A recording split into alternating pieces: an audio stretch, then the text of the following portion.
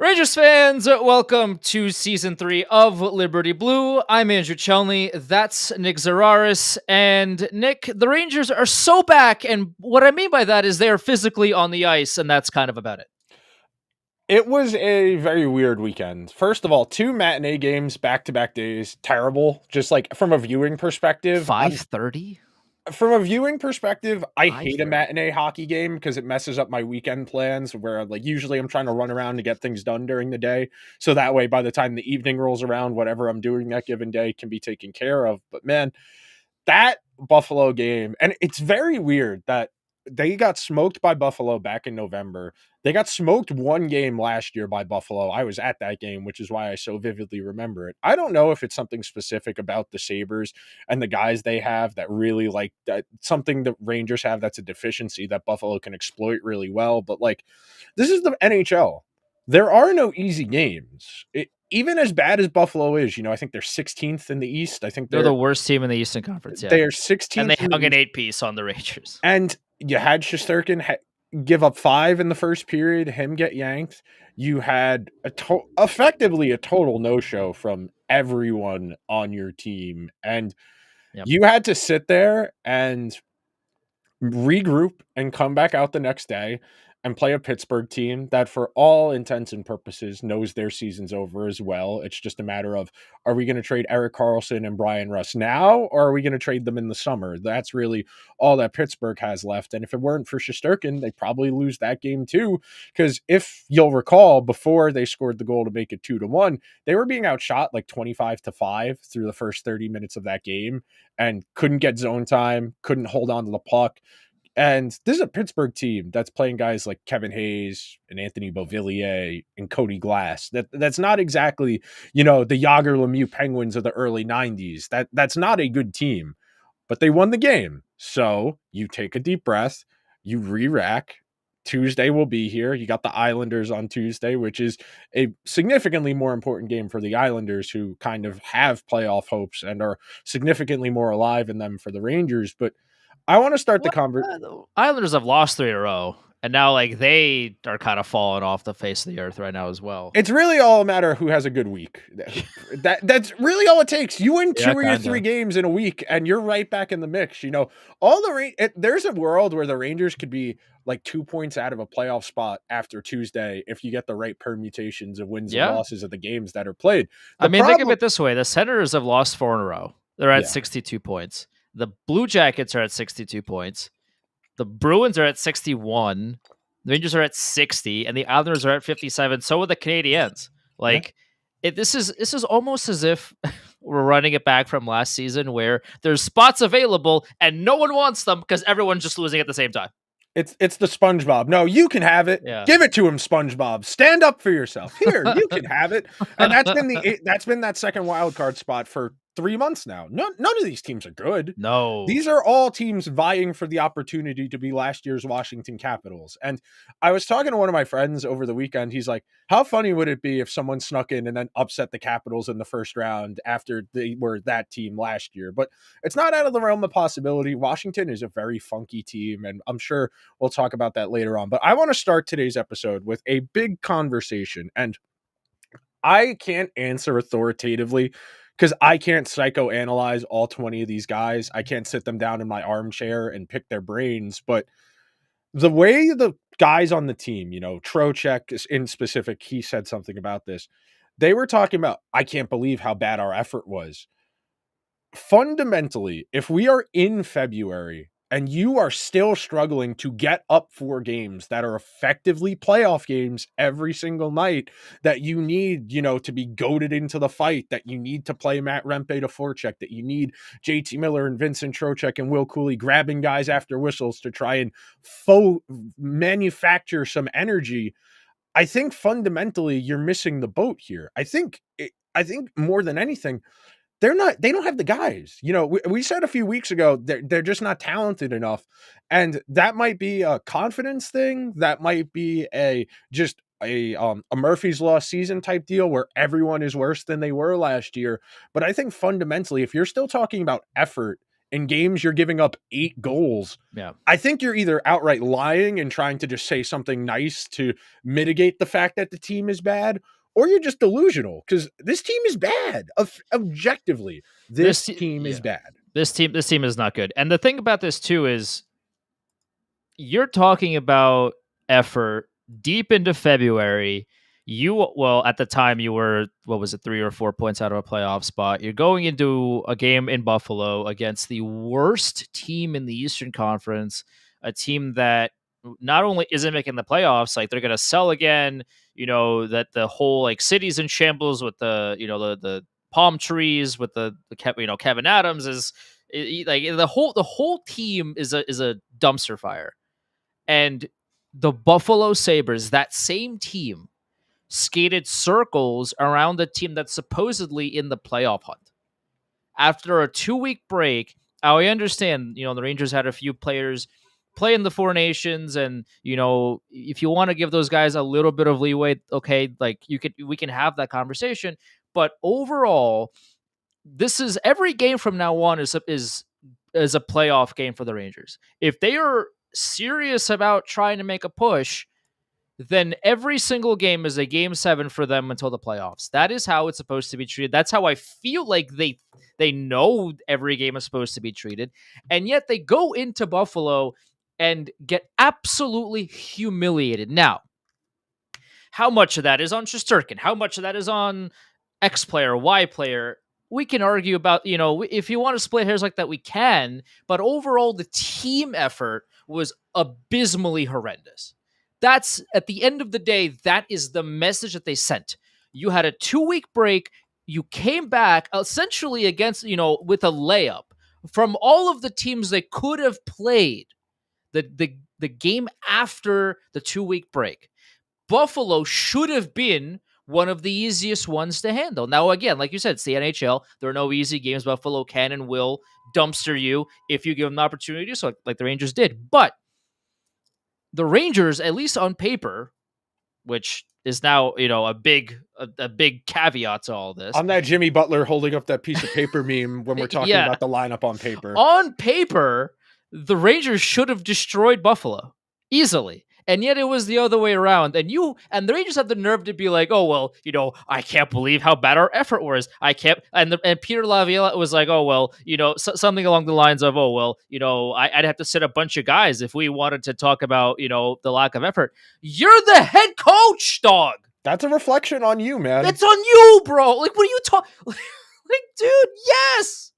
Like, if you can't in good faith come out and say, oh, well, I'd have to sit a bunch of guys if then do that. Literally go do that. We said what this. What are we talking about here?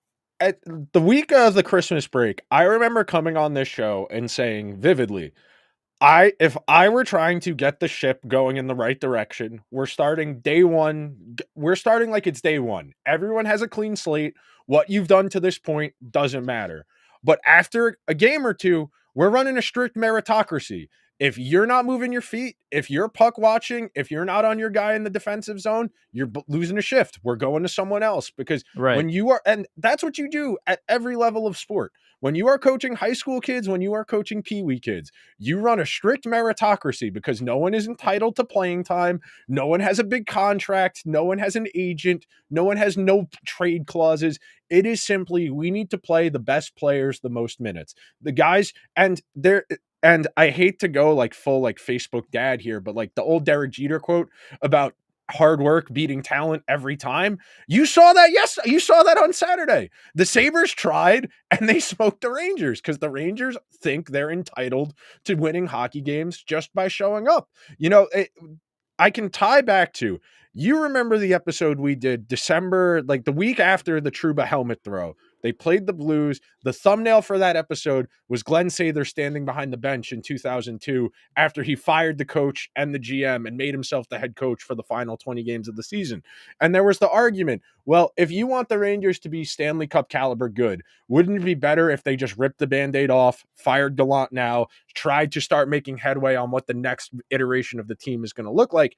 And you're kind of seeing that happen right now in real time 2 years later, where it's very clear that this group, the Zibanejad, Panarin, Kreider, Trocheck, Lafreniere, you can throw Miller in there now, Keandre Miller, Adam Fox, Shesterkin. That group is not good enough. We have fundamentally established that group is not good enough, and it very well might be getting worse. You know, I was having a conversation with someone on Twitter after the game on Saturday about, well, he had asked, do you think there's still enough here that they can salvage this, that they can remake the team around what's here? And I think fundamentally, Panarin's older. Panarin's going to have like a 35, 40 point drop off year over year from last year to this year. And like 80 something points is still good. He's still going to lead the team in points. But that's not the best player on a team that wins a Stanley Cup anymore. I don't think JT Miller is the best forward on a Stanley Cup winning team. We know Zibanejad is having his struggles. We know Kreider is having his struggles. We know Trocheck is going to try and stubbornly play through the rest of the season with a broken finger, even though, his most valuable trait is his ability to win faceoffs, and he can't win faceoffs with a broken finger. So we're kind of reaching that inflection point of, well, if we all know the group isn't good enough, and even if you add to this group, even if you like dropped a great player into this group, and you already kind of tried to do that in dropping JT Miller in here, that's not going to get the attention to detail and the effort that's requisite with winning. That game against the Sabres, that was in the details. That was in guys passing off people in zone, in coverage. That was paying attention in transition and knowing where you needed to be. And it was just making the right play. If you dropped Connor McDavid onto this team Tuesday against the Islanders, sure, they'd score more goals. They'd also give just as many back as they're already doing, which is fundamentally the issue. Right. And it's why you can't keep talking to me about effort, because these have been the issues. It's just now they're not outscoring their problems like they have in years past. The defense, even when they were in the conference final against Tampa Bay, wasn't good. Against the Devils, it wasn't good. Against Florida last year, it wasn't good. It's just that they were able to score enough that their defensive woes weren't an issue. And then what happens in the playoffs? It's harder to score. The games become a lot more coin flippy. And if you lose coin flips, you lose the series. So I'm just kind of at a point where, and I think Bob Kawa said this on Twitter. I want to give Bob credit for saying it. This is one of the least likable teams ever, because I'd rather root for a team that's not good, that tries their ass off, than a team of stars that doesn't seem particularly engaged or interested in winning. Because that's the goal here, Andrew. I don't know if you know that or not, but we play sports to win the game, not to make friends, not to get no trade clauses, not to get penthouses, not to go to Nobu, not to date Instagram models. We play sports to win games. I tweeted this out yesterday on Sunday when, after the 8-2 dumpstering, a lot of the players came out and they hated the effort. Again, this is late February and you're playing for a playoff spot. If you're talking about effort, and you're playing the Sabres after being on vacation for 2 weeks. Yeah, I mean, there's a lot to say about that, but also, okay, so you hated the effort against Buffalo. Okay, sure. Then you go into Pittsburgh. Now, at the end of the day, they won the game, but for like 50 of those 60 minutes, they once again played like they didn't want to be there. They once again came out less than 24 hours after, puffing their chests about hating their effort, how badly they played. They have to get better. That all these sweet nothings that they whispered into our ears, they came out against an almost equally as bad Pittsburgh Penguins team and had to rely on Shesterkin to save the game in order for them to win. Like, yeah, they scored 4 goals and the empty netter at the end of the day, and Blomqvist gave up a couple that maybe he shouldn't have, and all these things, and the Rangers did end up winning the game. But for like 50 of the 60 minutes, the Rangers looked like they did not want to be there, which again tells me, why are you yapping post game about your effort when you're not showing me that you are actively changing anything on the ice? It's the same song and dance. Why are you telling me about your effort? Dog, go show it to me. We don't play for the Rangers, Andrew. We're not on the team. Like, it's great that they can acknowledge and recognize the effort isn't good enough, but that's something on you, man. That is fundamentally on you. And I want to tie Laviolette into this part of the conversation as far as the effort, because I don't think it's his fault the team is just objectively bad. I do think he is actively making his own job harder with some of the things he says and things he does. You Sure. know, if you wanted to run this as a strict meritocracy, you would have had Filipino, Capocaco, and Will Cooley as this team's first line in November when they were the only line on this team with a pulse. If everyone recalls, that line started the year. They outscored opponents 14-0 5-on-5 Yep. to start the season. Two of those guys, by the way, are no longer on the team. And it's funny that you traded away Filipino, the most shooty first forward you have, and you have these games where you go 20 minutes with 4 scoring chances. You know, you think about that game on Saturday, you think about the game yesterday against Pittsburgh, you think about that game against the Bruins on a Saturday before the break where it was midway through the second period and they had 9 shots on goal, 30 some odd minutes into the game. You get to a point where if nobody wants to shoot the puck, you're gaining the zone. You're not doing anything when you get there. And look, fundamentally, I understand there's a difference between giving up chances and then how much heat you're able to withstand.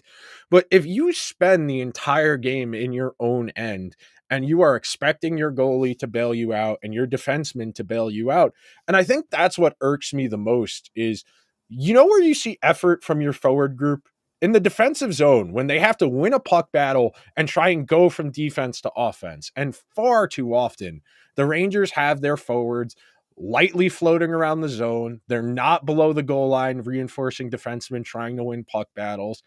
And I am tired of blocking shots and throwing checks being considered good defense because it's not. It's a component of Right. defense. By the way, all of that means you don't have the puck. Yes. And that is part of a toolbox of an effective defensive Sure. player. It is. But that just means, and this is the hard part for some people to get, being noticeable doesn't necessarily correlate with being good at it. You know, we talk about guys who were very high usage rate in basketball. They might not be very efficient at it, but they're noticeable. They have the ball a lot. They're making plays. In hockey, it's very similar to defense. You know, if you talk to a certain person, they would tell you Brock Faber and Jacob Slavin spent the entire game in their own zone in the Four Nations faceoff. And if you talk to some people, they would say, well, Jacob Slavin was Clamps McGee. He was blocking shots. He was preventing chances from getting through the middle of the ice. And it's really a matter of how much you understand, because there's a certain, you know, tipping point in that relationship of how much time can you spend in your own zone, even if it's low quality, before it starts to wear away at you. And I think when you look at the Rangers and they have one defenseman who is consistently able to break the puck out cleanly without turning it over. Was getting a lot of heat also for some reason. We're going to get there. Yeah. We're going to get there because I think it's interesting, and I think it's very reminiscent of the conversation that often comes around Shesterkin, where Ranger fans don't understand that like everybody else in the league would kill to have that guy on their team. And we've been kind of spoiled by the fact he's been so good for a half decade now. Adam Fox is already in year 6, and everyone's kind of like, well, isn't he supposed to be Norris Trophy good? And he's only like the 11th or 12th best defenseman in the NHL. And people are kind of up in arms about that. But I'm tired of hearing about effort, and I'm tired of guys who are supposed to be the leaders on this team, like Trocheck, like Miller, like Zibanejad, like Kreider, just giving me, well, I didn't like our effort. We need to be better. You guys just aren't good. It's February. If you're still telling me you can't get up for these moments and your effort is in question, you better be injured or you have to be outright stupid. Those are really the only two options. The dogs that bark the loudest are the ones with no teeth. If you are going to consistently get up on your soapbox post game and tell me you're, oh, I didn't like our effort. Oh, we just got to play better, brother. It's gonna be March in like a 5 days. We can't be doing this. We're 57 games into the season. The Rangers have 25 games left. It is going to be March this time next. Like our next episode will be in the month of March. We'll be 2 days away from the trade deadline. How are you talking to me and the rest of the fan base about effort? Like it's such a hollow talking point at this point. Like there's just no way that a supposed Stanley Cup contender team, forget about Stanley Cup, a playoff contender, I guess at this point, maybe. There's no way a team that has playoff aspirations turns around and deep into February is complaining about one, their effort, and then two, also turning around after that and not showing any improvement for the vast majority of their next game. Like, it's just all of it rings empty. Because if you really meant it, first of all, you'd show it to me. A lot of this is show me, don't tell me, right? You can tell me that you didn't like your effort, that, oh, we got to be quicker, we got to be, more aggressive, whatever. But if you're not showing it to me during the game, I don't care. I don't like you yapping in my ear is not going to make me believe that you're a playoff team. You know what'll make me believe you're a playoff team? You going out there and playing like one. That's it. Like, don't whisper in my ear. Don't tell me all the things I want to hear. Go out there and prove it to me. Until that happens, like, I'm not changing my opinion. It's not a playoff team, and it hasn't been, by the way that they are playing and by their attitude. Their attitude sucks. Yeah. Their attitude is the worst. Like, you, again, if you're so mad that you played like ass, that Buffalo destroyed you, you should have in turn then destroyed Pittsburgh. Pittsburgh was destroying you for like 4/5 of the game. How is that going to happen? How is that possible? Your effort is awful. Your attitude stinks. And that's why you're not in a playoff spot. It's as simple as that. It's a mentality thing. It fundamentally is a mentality team. And you can say all the right things as much as you want. And I'm going to make a comparison. So the Oilers lost both of their games over the weekend pretty badly to Washington and Philadelphia. And the answer I'm trying to come to is that just simply, a low watermark? The Oilers just bad 2 games against okay in Philly and good teams in Washington. Or is this, the dam beginning to break? Is this the team's fatal flaws being exposed at a key point in the season? And because of that, they need to dramatically alter their course. This is not the case with the Rangers. This is who the Rangers are. This isn't like a low watermark. This isn't like, oh, we didn't know this about them. This is fundamentally who they are. When people show you who they are, believe them. This is who they are. They have talent, but if they don't use it, they don't have talent. I got a snarky comment from someone a few weeks ago who said something along the lines of, well, talent's innate. It doesn't just go away. If you don't use it, yes, it does. You have to constantly work at something to get better at it or to maintain what you already have. If you're consistently running 3 miles every day and then you stop running for 2 months, that first 3-mile run is going to be more difficult. If you lift weights every day and you start to get into a routine and then you don't lift for a few weeks, that first lift back is going to be difficult. So no, talent is not innate. If Mika Zibanejad's talent was innate, he would still be a point per game player. If Panarin's talent was innate, he would be a Hart Trophy guy every year.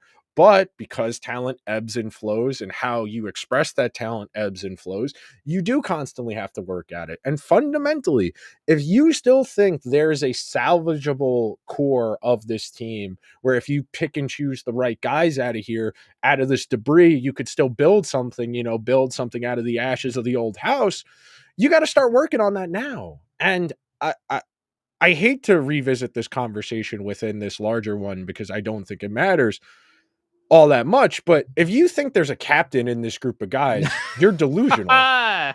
You're delusional if you think any of these guys deserve to be a captain. If you had a captain in this group, the effort on Saturday would not have stood the way it did on Sunday. Right. You would not have sat around on Sunday waiting for someone to make a play. Lo and behold, it's Will Cooley, one of the guys. You're not really. If anything, Will Cooley should be the captain of this team. He's at least showing you he's willing to move his ass and try something. That's one of the things the Rangers have really struggled with in identifying a captain. It's not just about being a good guy. It's not just about commanding respect. At a certain point, you do need to be able to lead by example as well. You need to be able to go out there and make a play to materially change the game state. Connor McDavid is not the most rah-rah in your face pounding chest guy.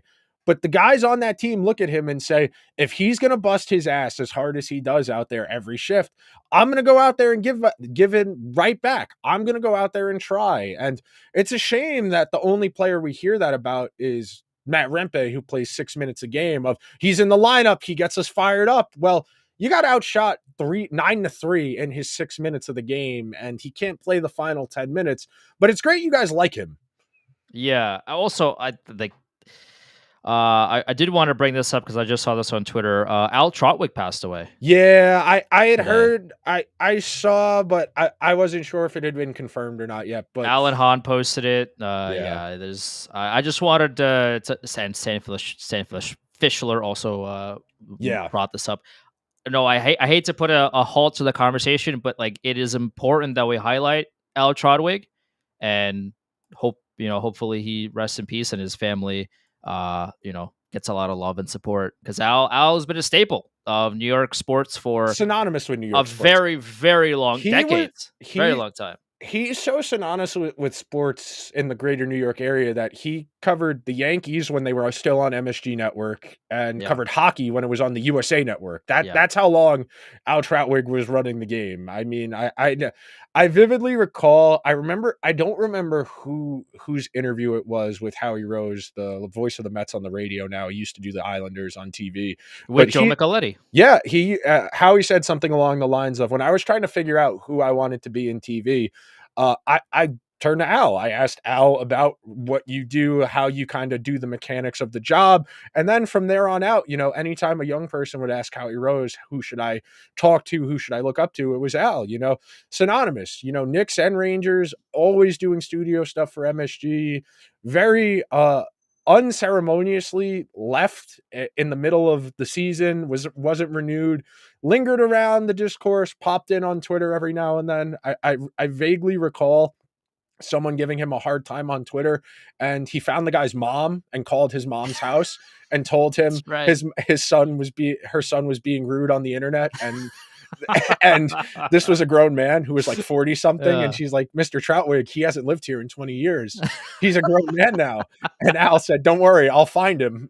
That's the type of guy Al was. I mean, Al was terrific, and In yeah, Cool Runnings is the voice of bobsledding as well, that's if you'll right. recall. Oh my god. Yeah, you just can't have, we're a Rangers podcast through and through, and you can't talk about the Rangers without mentioning Al Trotwig. And the fact that he's not here is makes the not only the sports world but just the world a worse place than it was the day before. So rest in peace to Al, and we miss you. Clearly, we miss you. The rest of the sports world misses you as well. And yeah, there's trying to replicate Al is gonna be is impossible. One of the great So voices, yeah. really deep voice, really like that's what a TV person sounds like.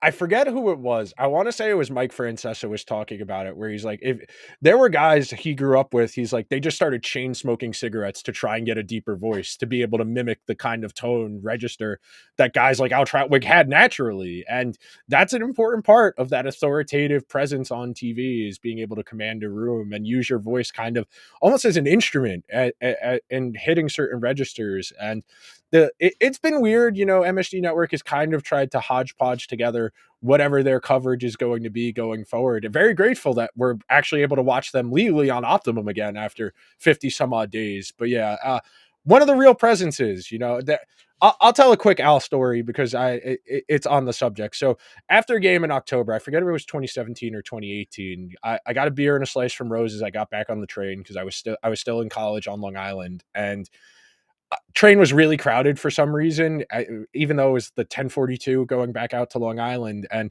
so usually if the train gets crowded, people actually double up as opposed to spacing out. And I was looking out the window at my phone, and I looked to my left, and it's Al Trautwig sitting next to me with his backpack on his lap, his headphones on, and he pulls his phone out of his pocket. And it was during October, it was early in the year. He had a baseball game on. He was streaming one of the playoff games, and I wasn't being subtle. I was very much peeking over his shoulder, trying to watch the game that he was streaming on his phone. And he pulls his headphone over his ear and he goes, "You could just ask me to angle the phone," and then put his headphone back on. And that was it. That Yeah, that I was it. love that. That was what I didn't say a word. He just said, "You could have asked me to angle the phone," and he put his headphone back on and he got off at his stop. But that's the kind of person Al Trautwig was. I love that story. Yeah, I mean, like I said, it's it's a hole in sports media coverage that is good. I don't know if that's ever going to be filled, just because of how Al did things and the way he conducted himself, and just the professionalism he brought to covering any sport that he did. And yeah, it's I know he wasn't on MSG for a couple of years now, but when he was doing the games, it was beneficial to have him there versus now, of course. Yeah, one of the real, institutional figures, one of the real presences on MSG Network, which has been, a revolving door. Those Yeah. regional networks, that and SNY. A lot of people just go through there, passing through there on the way to bigger and greener pastures. And Al was there basically from the inception to for 30 some odd years. Hmm. That's a long, admirable career that a lot of people wish they could live up to and aspire to live up to. Yep. No, I would agree. It's a lot of people will take a regional job as a platform to jump to national, and guys like Al don't come around every so often. But he hung. Not only did he hang around, like he made it his own. And people that are in the tri-state area that have always listened to Al, like us and millions of others, cherished the things that he did and the things that he brought to the table. And yeah, it's going to be tough now without him. Rest in peace to Al Troutwig. Recipes. Revisiting and tying a bow on our opening conversation, and just so we could start to segue towards another topic. Part of this conversation, and I think this is a really good example of recency bias, and we're going to talk about it in the context of Adam Fox and the Four Nations face-off, but I think a lot of people don't understand what makes Adam Fox effective. There's that joke, that tweet of, I just learned what recency bias is. It's my favorite bias. That's kind of how I feel about this discourse around Adam Fox right now, because he's never been a body banging, checking, hard hitting guy. He's never been physically imposing. He's never been particularly fast. If you go and look, NHL had the NHL Edge website, which has 4 years of data from 2021 to the present. Adam Fox has never been above the 55th percentile in skate speed, in top skate speed bursts over 18 to 22 miles per hour. He's never been an elite skater. Adam Fox's game is entirely positioning, IQ, and instincts. Because of that, when he gets put in those defense first situations in and around the net front, below the goal line, he's going to have to work harder. He's going to look a little more out of place because he's not the strongest guy. He's not the biggest guy. And one thing I want to point out, Adam Fox is at his best when the Rangers, or in that case, when his team has the puck and they are going from defense to offense quickly, and he can augment the attack in the offensive zone as the fourth forward. Because teams Adam Fox plays on have the puck so much in the offensive zone, he plays less defense overall. So when Which is the goal, by the way. which is the goal of the game, yes. Yeah. But because I'm going to throw these numbers out as a hypothetical, but let's say the Rangers are in the offensive zone for 15 scoring chances for, they're in the defensive zone for 8 scoring chances against. Even though they had almost twice as much offense as they did defense, if 2 of those 8 scoring chances against are high danger or close to the net, particularly stand out, they're going to stick in your brain. That 1 out of 4, because 2 out of 8, 1 out of 4, they're going to be more pressing in your mind than the 15 scoring chances for, especially if you don't get a goal down at the other end. So I want to point that out, that even though he's still winning his minutes, the Rangers have never lost Adam Fox minutes in terms of goals at any season or in any postseason for his 6 years in the NHL, or in the 3 real playoff runs, not counting the Carolina play-in round.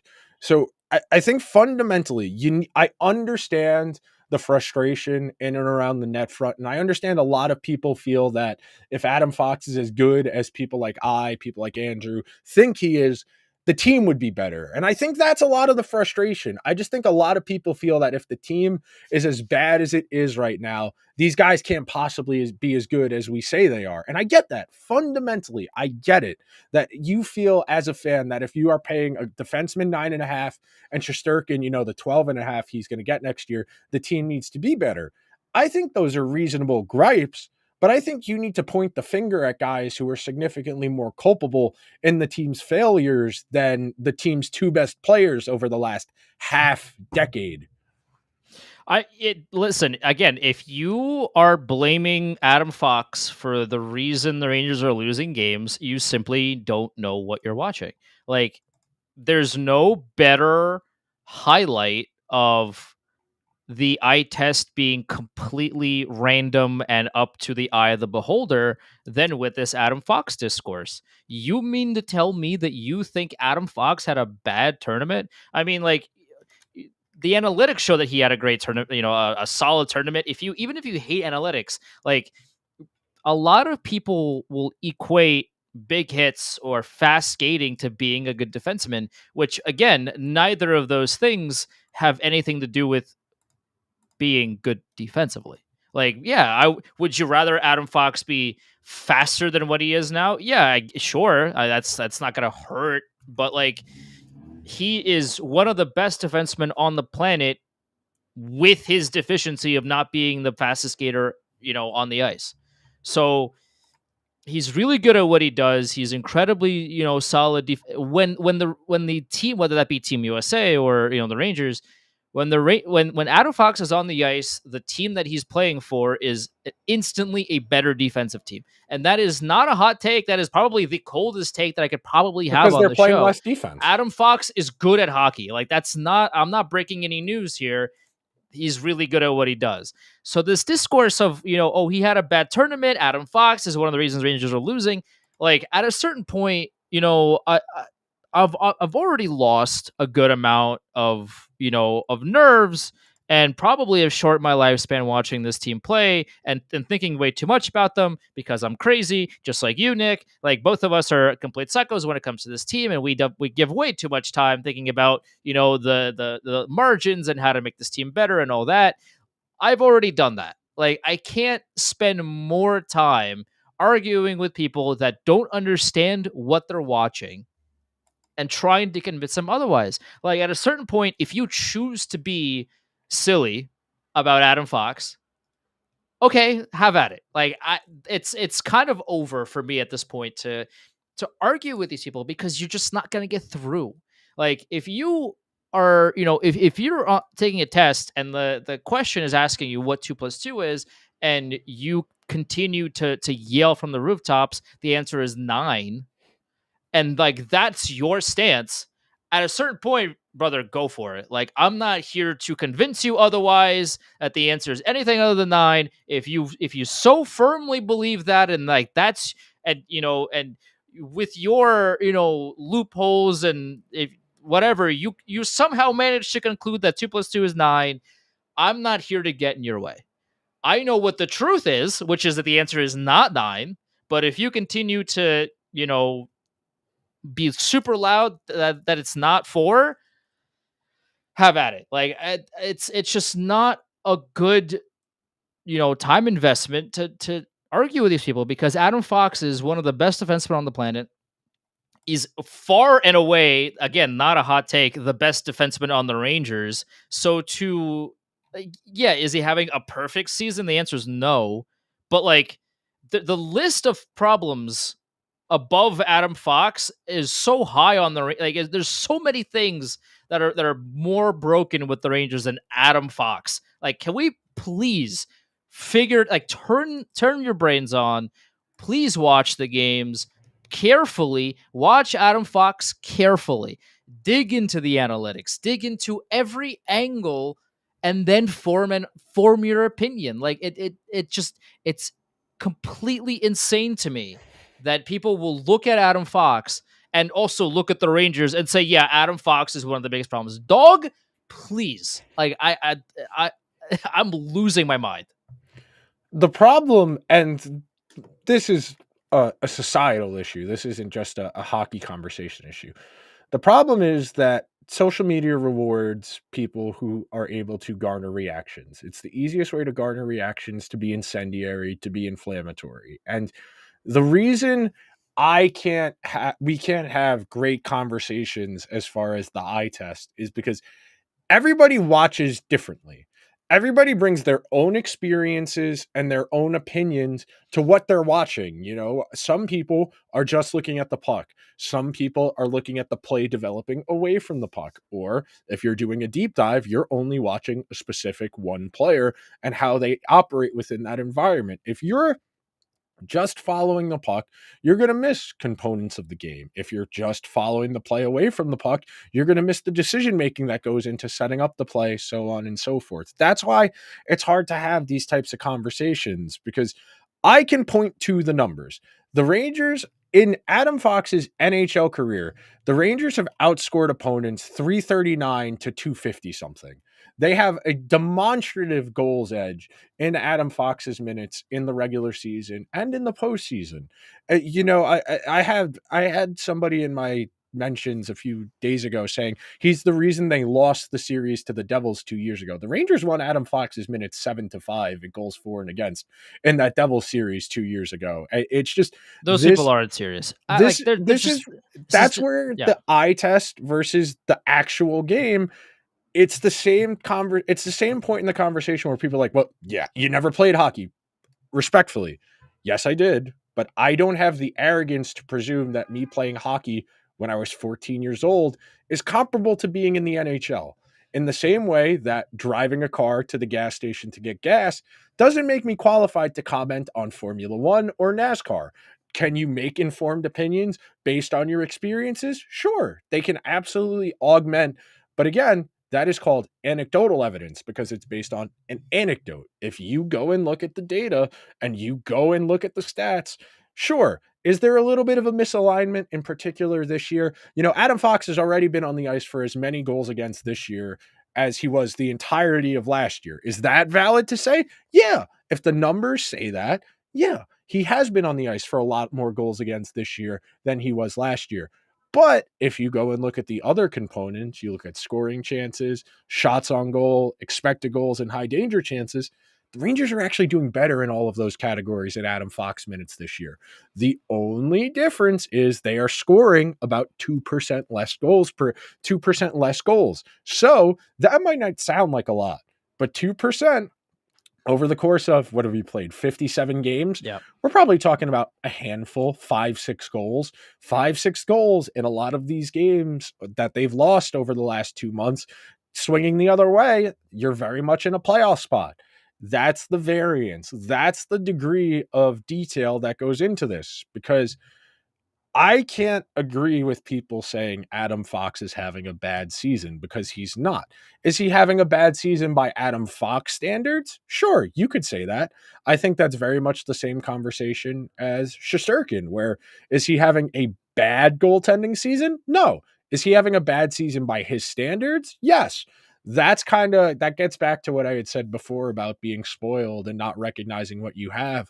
There may be 7 or 8 defensemen in the world better than Adam Fox. And using 3 games over the course of a week and a half where he's playing with guys he hasn't played with before, for a coach he hasn't played for before, I think we're taking too much away from recency bias and anecdotal evidence. Now, if Adam Fox plays like this next year and, the foot speed and the losing puck battles, and they still can't get him a competent partner, which is something we should probably mention at some point in this conversation as well, I think then we can start to have a conversation. They probably do have one in Zach Jones, but that's a whole other argument for a whole other day. Zach Jones, I don't know if people know this, but I'll give you the stat.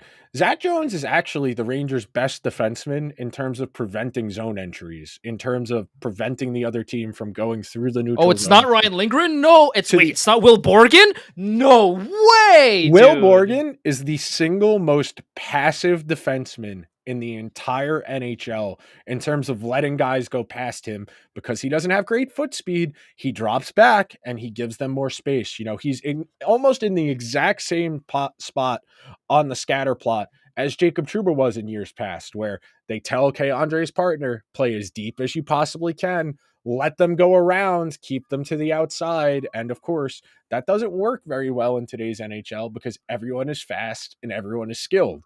You can't let guys build up speed and attack the net with speed. But to tie a bow on the Adam Fox thing, yes. Can you say he was on the ice for too many goals against and you would like him to be more physical? Sure. He's never going to be a physical guy. That's just not in his toolbox. It's asking a fish to climb a tree. Does he need to be better? Yes. Is it Sure. a fatal flaw? No. He won the Norris Trophy 3 years ago. He finished second 2 years ago. He arguably should have won it, but Eric Carlson had 100 points on a 20 something win Sharks team, so they gave it to him, and he finished fourth last year. This is undoubtedly one of the 10 best defensemen in the world. Guys can have a bad week. They can have a bad week and a half. That's part of hockey. It's a high variance game. We can revisit this conversation a year from now. And if he is still not playing as well as people would like defensively, then it's more worthy of a conversation. But I don't think Adam Fox is the Rangers' problem. No, I would agree. Like, I think that's absolutely fair. And like, Adam Fox has earned the leash that he Yes. currently has. Like, as the ambulance that is driving by my house agrees. Like, they clearly they would agree with what we're saying. It's just, when you play as well as you do and you have like a week of not pristine excellence, you can get a pass because of all the other weeks you've had that have objectively been great. When you have other guys in the lineup that have had weeks, months, if not years of playing not up to their standards, not only is their leash a lot shorter, but the fact that they continue to have a long leash from the coaching staff should give you a lot more red flags than Adam Fox having a bad week. Like, the way a lot of fans, specifically Rangers fans in this context, we're talking about Adam Fox, are giving away their anger to things that don't need it is very strange to me. Why are you like Adam Fox does not deserve the amount of hatred that you are giving to him right now? There's 18 million other problems with this team, and Adam Fox is like one of the good players right now. Like, of all the people that deserve your ire, Adam Fox is one of the people that deserve it the least. It's like him and Will Cooley. Like, why people are choosing now to start highlighting that Adam Fox isn't the fastest player in the NHL. But again, and I bring this up every few weeks or so. It's an important thing to keep in mind for everybody that's listening. The number one priority of a defenseman is to defend. If you are a really good defenseman like Adam Fox is, everything else is secondary. Not only is he really good at being a defenseman, he's also a tremendous two-way player. Yeah, he's not the fastest and he's not going to hit everybody at all times. That doesn't mean he's not good defensively, which, by the way, once again, is a defenseman's number one objective. Adam Fox is not the problem. He hasn't been the problem, and he probably won't be the problem. Crazier things have happened. So I guess, at this time next year, if he continues this, his quote unquote, very air quotes fall off, then we can have that conversation. But until that point, the Rangers have way, way bigger things to focus on than Adam Fox. Okay. You mentioned it. We're going to play a little game, and we're going to try and distill out some blame for this season. So the logic here is player A or player B. Who would you fault more for the Rangers having the type of season they're having right now? We're not including the GM or the coach, because I think fundamentally you would get to the GM as the answer, because the GM picks the guys who are on the team. So with that in mind, we start at the very bottom of the problems. Is Jonathan Quick a bigger problem than Jimmy Vesey? No. Okay, so Jonathan Quick is off the list. Sure. Is Sam Carrick a bigger problem than Jimmy Vesey? No. Sam Carrick, noted good guy. Yeah. One and of the he few hasn't guys. even been that great. Like he's had some really good weeks, some really solid weeks, followed up by he's a guy. There. He's definitely skating out there. Vakanainen or Jimmy Vesey, bigger problem? Vakanainen. Okay, Jimmy Vesey's off the list. Vakanainen or Matt Rempe? It's a difficult question because this question isn't even on Matt Rempe himself. It's on the staff for continuing to shove him into the lineup. I think it has to be Vakanainen because yeah. he just plays more. Yeah, I would agree. Vakanainen or the departed Capo Caco? Vakanainen. Vakanainen or the departed Filipino? Vakanainen. Vakanainen or Will Cooley?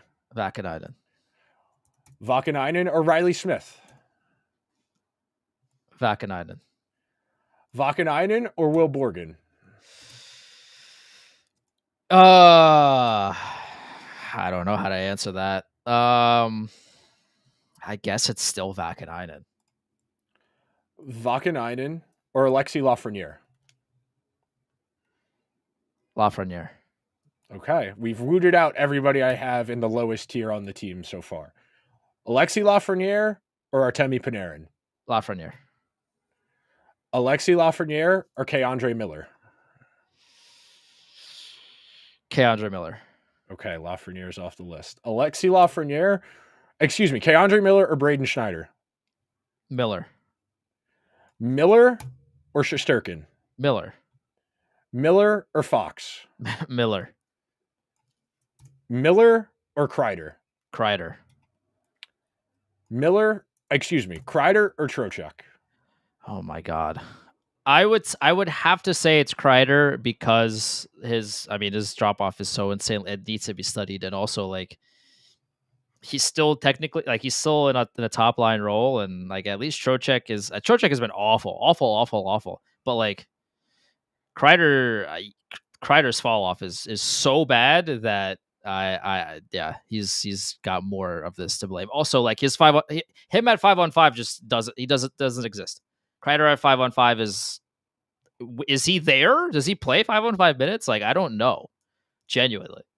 Kreider or Zibanejad? Zibanejad, yeah. And then Zibanejad or Ryan Lindgren? Ryan Lindgren. It's funny you say that because I wanted to pull this up, and I think this is very illuminative to the Rangers' issues this year.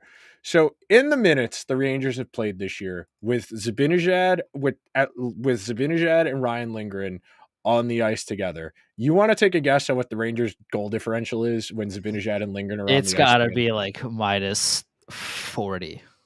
They have been outscored 15-7, 5-on-5 in minutes when Ryan Lindgren and Zibanejad are on the ice together. Sure. In minutes where neither of those guys on the ice, the Rangers have outscored opponents 64-61. I think when you distill out the problems with this team, and if you're not starting the list with Lindgren, Zibanejad, I think you're missing the boat. Mm-hmm. Fundamentally, those are two guys with the roles they've been given and the associated responsibilities with those roles. I think they're the single two most culpable in the regression this year. Yes. Is Artemi Panarin playing as explosively, dynamically as he did last year? No. But he's still going to lead the team in points, which is why I put these two ahead of him. And then I think also, and on top of that too, and I don't mean to cut you off, the one of the key aspects to Ryan Lindgren's complete and utter fall off a cliff is not only is he playing miserably badly, but he's anchoring Adam Fox. Yeah. He's making Fox play worse, and the Rangers are playing worse when those two guys are on the ice because of Ryan Lindgren. Like, it's not just Ryan Lindgren being bad in a vacuum. It's, he's so bad that one of the best defensemen in the entire world also looks worse and plays worse with Lindgren on the ice. Just for shits and giggles, I want to look this up real quick. So in Adam Fox's minutes without Ryan Lindgren this year, he's played 368 minutes without him. He's played 600 minutes with him. And the 368 minutes Adam Fox has played without Ryan Lindgren this year, the Rangers have outscored opponents 24-11. In the minutes they've played together, they've been outscored 27-25. It's really that straightforward. It really is that straightforward. And anybody who's getting into the weeds of complaining about Shesterkin or Fox, you are fundamentally missing the boat. I think it's hilarious that Vince tweeted Shesterkin's stats in his last 5 starts yesterday before the game against the Penguins. And then he was lights out against the Penguins, trying to frame the conversation around the goaltending issue. There isn't a goaltending issue. The team stinks. Yep. At a certain point, the team is what it is. Like you said, Andrew, when people tell you who they are, believe them. And this team has showed you who they are. I think that'll do it for this episode. Oh, real quick. We'll try and get out of here under an hour so we don't get clipped when we rerun this later. Four Nations was very fun. Don't poke the bear. That's the rule of thumb I have. It's great they beat Canada once. They did the same thing in 2010 where they beat them in the preliminary round and then lost to them in the final. Fitz on Twitter said it best. They spent 3 days believing their own hype and then went out there and they got in a game with real killers. Like, I love Austin Matthews. I love Jack Eichel. Nathan McKinnon is an actual killer. Yeah. You know, a Chrysler looks like a Phantom till the Phantom pulls up. That's Nathan McKinnon. As good as Eichel and Matthews were in this tournament, Nathan McKinnon, Connor McDavid, you're not beating that one too. Those are the two best players in the world, and they're on the same team. Four Nations was a lot of fun. Great time. You know, I got out to I tried to get to the Canuck, and here's the thing: like, I wanted to get to the Canuck 2 hours before I was supposed to leave work. I got a text from my friend, "Hey, there's a line out the door to the Canuck. We are going to a different place." So I had to reroute. Nick had to reroute. I'm sure a lot of other people had to reroute. Like, it seemed like every bar, like even the bar that I ended up going to, because we ended up going to different places, the bar that I went to was packed with people. I'm sure yours was as well. Like, I can't remember the last non-playoff game, hockey playoff game, that drove this kind of attention from people that weren't hockey fans. You had people saying the NBA needs to learn from the NHL. Yeah, I know, which is like that's it. That's like it was 1994. That's why crazy. why the NHL's hot and why the NBA's not. Yeah, what a time that must have been in 1994. You know, no Michael Jordan because he was in his 2 years of playing baseball. You had the Rockets in the finals, and you had the Rangers winning the Stanley Cup. Must really, be nice. It must be nice. Must be nice. All right. That'll do it for this week's edition of Liberty Blue. Andrew and I will talk to you guys next week ahead of the trade deadline. We very well might have an emergency episode between now and next Monday because the NHL trade deadline is not this upcoming Friday. It's not.